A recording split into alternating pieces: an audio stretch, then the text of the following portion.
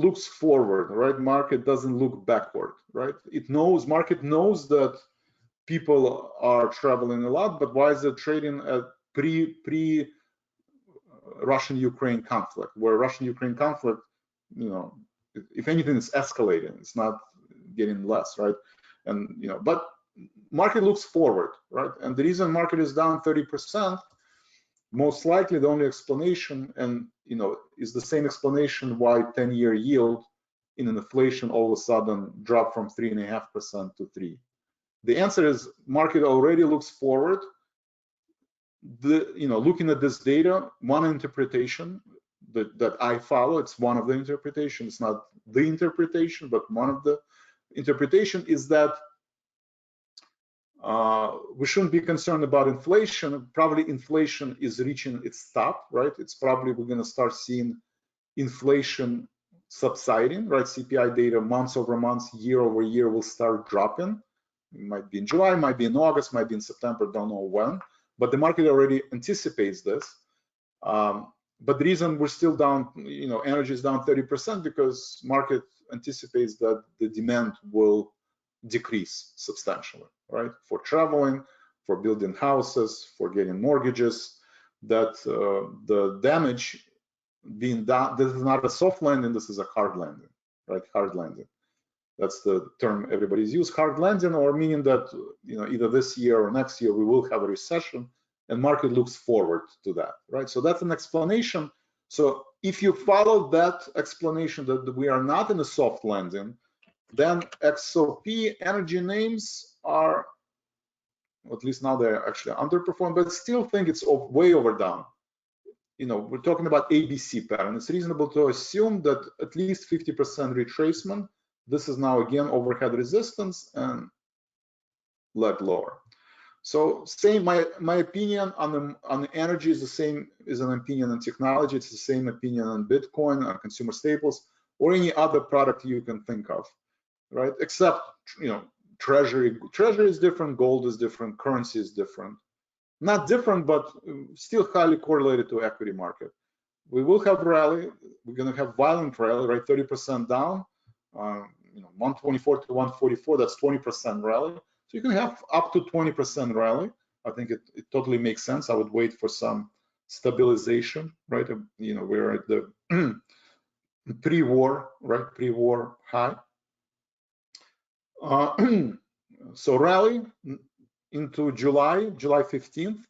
I think after earnings, after Apple, JP Morgan announcing earnings, I think there'll be a lot of negative news, right? Expectation is low double digits, high single digit. I think if we're going to have lower single digit growth, or some companies will have negative, then that's the next leg down. I could be wrong, right? It could be not end of July, maybe it's end of August when all the companies will announce, right? Because there will be a hope that the next company will shed a better light. But once the earnings season is over, end of August, early September, people are going to say, well, what's next? We still have high inflation, maybe not as high as in July, but still, record level of inflation. Mortgage rates are still high, and all the bear argument. I don't have to relist all the bear argument, and then market rally. So that's my view on the energy, and hopefully that makes sense.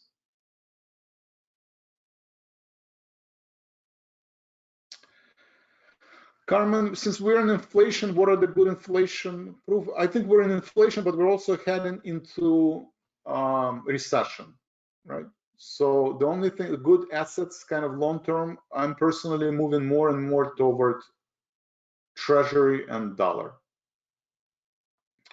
So traditionally, if you think we are in the hard landing, dollar and treasury. If you think we're in soft landing, then you can, then the narrative stays the same, right? Buy commodities, buy high investment stocks, buy Disney, buy, JP Morgan, buy, I mean, right? You have soft landing and hard landing. So if you say soft landing, right? If you're long term and you can't, you're not an aggressive trader, TLT, usually people hide in TLT, usually people safe haven, DXY. Those are the only two places. Even gold, you know, you look in 2008, it sold off. So this is long term. This is sorry, this is hard landing. Scratch this. Sorry. Hard landing.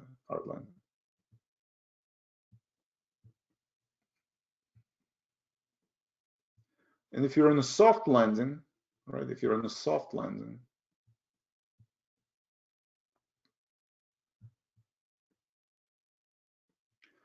well, then market is extremely oversold. You can buy, you know, XLP, but where people were hiding mostly is XLP and XOP, right? Consumer staples and oil drillers, right? XL, you know, your Coke, Procter & Gamble, Ultra, right? Walmart, Costco, Dollar General, and XOP. So you have to decide which camp you are. Are you in the hard landing or soft? Because soft landing, then we are close to the bottom.